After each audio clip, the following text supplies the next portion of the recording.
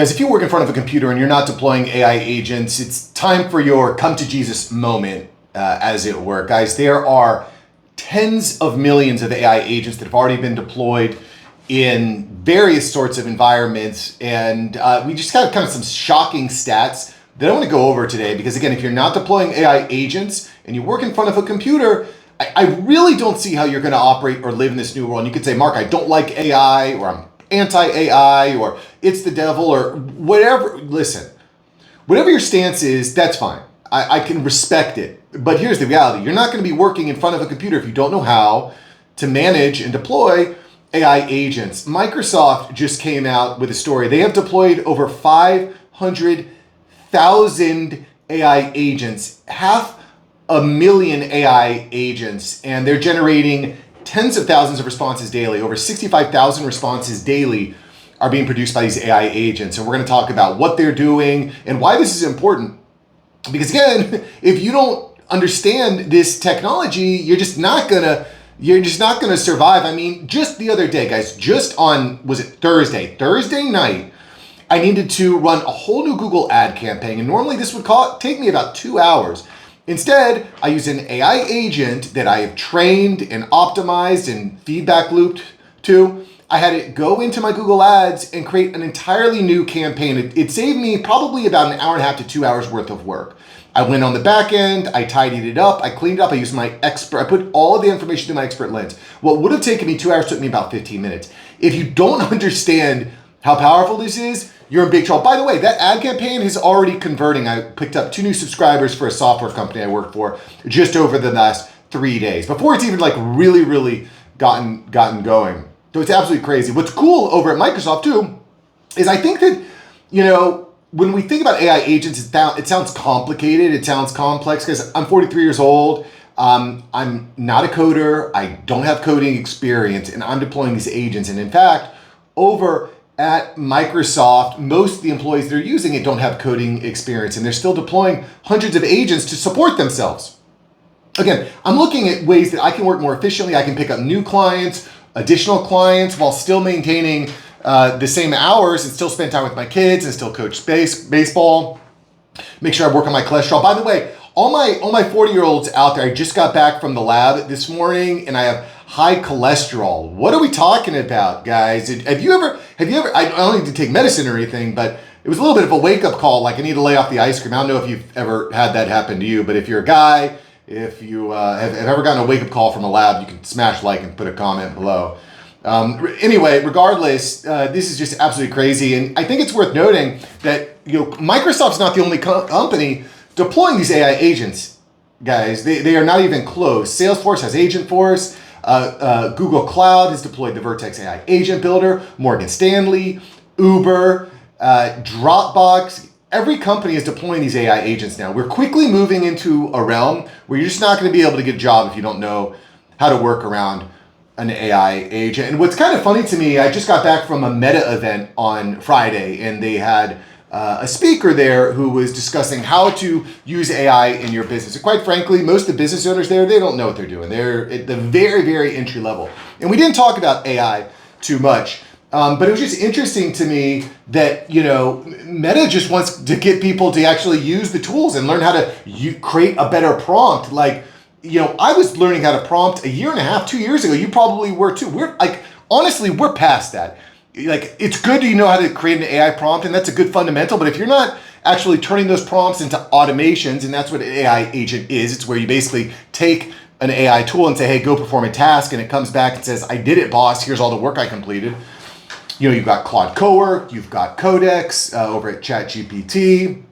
There's a bunch of 2 different tools out there, but if you're not using them, I just don't know how you survive. But I think it's at least worth noting that there are some problems that come along with these AI agents. And by the way, if you're using AI agents, let me know how you're using AI agents below. And I'd like to hear more about it because I think this is important. So in any event, there's a couple different problems. The first is you've got to think about, what are these AI agents doing now, and how does that impact my role in a company? And most AI agents over at Microsoft are doing administrative work processing. They're doing research. They're doing first-tier customer support. We actually recorded an entire video on this. I'll post a link to the video here, where AI agents are now starting to take on millions, tens of millions of customer service calls. They're not taking the tier 2 and the tier 3, they're taking the tier 1.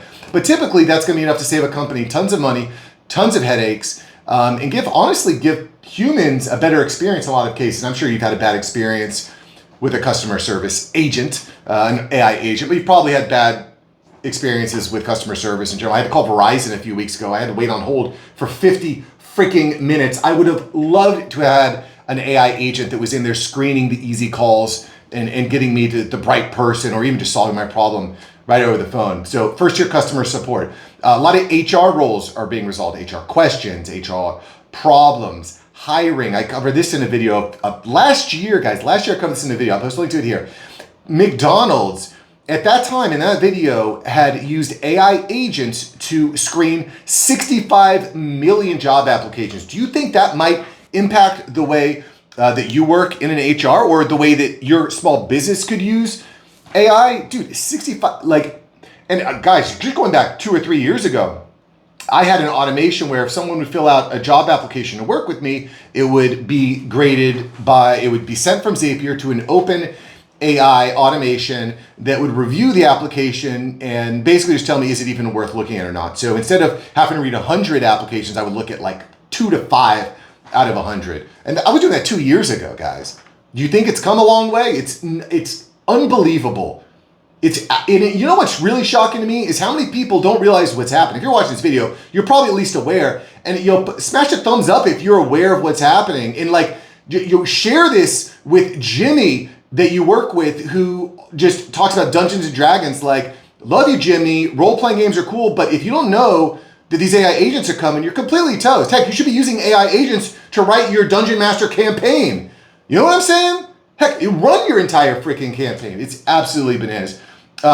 You've got data entry, document prep. Gosh, I'm going to be doing a public speaking engagement in a few weeks. I'm just going to use AI to create my entire presentation. I'll be posting a video on how I'm doing that.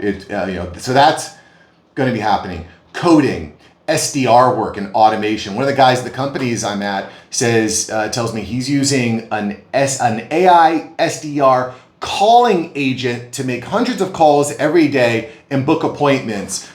This is stuff like, I'm telling you guys, I could go and I can scrape. Heck, I could easily scrape hundreds of thousands of phone numbers, names, emails, run it through a cleanup process, and then have an AI agent just making calls. I mean, it's not super complicated. It's going to be annoying. Like, I don't know about you. I'm actually recording on my phone here, but my phone, I'm getting blown up with AI agent texts and phone calls all the time. And I don't want to be part of the problem, but dude, if it helps me to convert and get more results from my clients, and if it makes me more valuable in this world, then what are we talking about? I'm going to do it. So anyway, what we notice here with a lot of these roles that are being replaced and being transformed, a lot of them are entry-level roles, right? First year customer support, administrative processing, data entry, research. This is a lot of like entry-level stuff. So what's going to happen here is the entry-level rung of the career ladder is completely toast. Okay, experts like you, like me, we're going to be using these AI agents to solve problems and to do a lot of our time-consuming work. And then we're just not going to need to hire human beings to solve those problems. I'm not going to need to take an intern out of high school or out of college anymore and have my AI agent doing that work for me. What I might, though, do is I might hire that kid out of high school to help me build out more AI agents and to manage my AI agents. And I think that's the third thing that we can really consider here is like, all these AI agents that are in the workforce, they solve a lot of problems, but they're going to create a lot of new problems. And I think this is where things get exciting if you're at the entry level of any sort of niche. Now, if you're an expert in a niche, this is important to you too, so stay tuned. But just an example, you're looking at a lot of new work roles that are going to be created. AI agent builder and creator. We should all be doing that. An AI agent manager to figure out where things are overlapping, to make sure it's still operating, to make sure that it's being optimized. Is that an AI auditor, AI agent auditor? So you can find out like For example, we talked about token maxing. We talked, and I'll post a link to this video here. There's a company that spent $500 million, million with an M, $500 million in 1 month on accident on AI agent tokens. Do you think that company might need an auditor, an agent auditor, to find out where things are going wrong? That's going to be a really important role. You can go into an organization and save a lot of money for that organization. You have agent security. Where are the AI agent vulnerabilities? Cybersecurity, agent security. They're going to go hand in hand. Agent operations and workflows and automations and how it all, like all these are all new jobs that don't exist right now.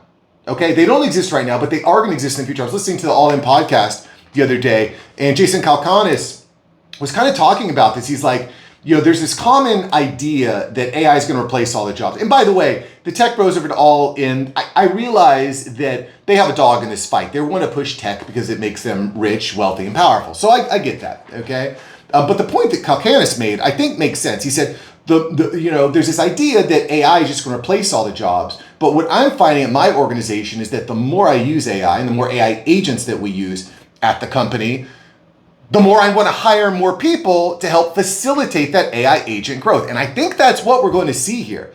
And again, just as an example from that meta training I was at, I would say probably 5% of the room even knew what an AI agent was. Most of the room has no idea. So this is a good time. This is a special time for you to have a competitive advantage when it comes to these AI agents and know how to do them right. And in fact, Deloitte has a study. They estimate that 23% of companies today are using AI agents. But within the next 2 years, 74% of companies are using AI agents. We're moving very close to this time where every company is going to be using AI agents all the time. They're going to be automating AI to perform tasks to free up time for humans so humans can do higher level stuff, okay? And again, if you're on the entry level, this kind of sucks for you because it's hard to get your foot in the door at, say, a law firm when an AI agent is doing all the paralegal work, okay? The flip side is that that attorney that is in that field probably doesn't know how to use AI or deploy AI agents very well, so that's maybe a place you can get your foot in your door. So you're not going directly, you're kind of coming in the side door. And by the way, if you're like, let's say you're 40. I heard this the other day, that 40 is, you're like the young old guy. At 30, you're the old young guy. At 40, you're the young old guy. So let's say let's say in your 40s, you're the young old guy out there. Shout out to my young old guys. High five. If you're the young old guy, you probably already have some experience, some wisdom, some expertise in the field. If you overlap that with AI agents, you become a stud, bro.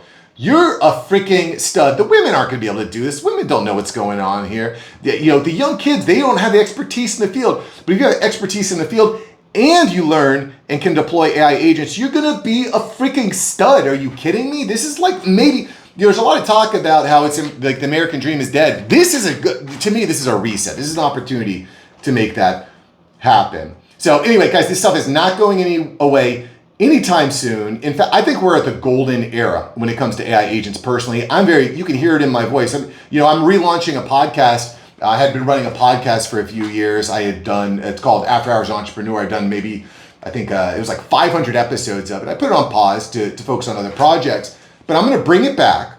Okay. I'm going to rename it. It's going to be about AI. Surprise, surprise. I'm going to rename it about AI, and it's just going to be run by AI agents, me, and then 2 other guys. That's it. And AI agents are going to be screening guests, getting payment, finding sponsorships, deploying content, updating records, doing research. You're going to be doing all this stuff, right? I already have all these workflows in place when I was running the podcast. Now I just layer in AI agents, and I'm really excited to see how it goes. And I'll update you guys as well. Like, I kind of had to put it off because I just didn't have time. Now when I deploy AI agents on top of it, I'm going to have time, and it's going to be brilliant. So anyway, I'm meeting with my guys tomorrow to talk about relaunching that. So anyway, guys, this technology is not going away anytime soon. If you're watching this video, you've got to be thinking and posting below about how you're deploying AI agents. Also, feel free to shame me on my background. My background looks like trash right now. I want to clean it up a little bit. It's like raining and hot outside. That's why I'm in the office today. But I got to clean up this background over here. But anyway, this stuff isn't going away. According to Statista, there are over 28 million AI agents live right now. Over 28 million. By 2030, you should expect 2.2 billion. Do you think that might change the way that we work in the workplace? I think so. Guys, if you like the video, like, subscribe. Check out yesterday's video where we talk about how Hyundai has a major problem. They have 40,000, this is crazy. Hyundai has 40,000 employees that in their union that are on strike right now. Why? They don't want AI robots. They don't want them. The AI robots are out of control over at Hyundai. You got to find that story. You got to check out that story. It's crazy. Go check it out. And I'll see you next video, guys. Peace.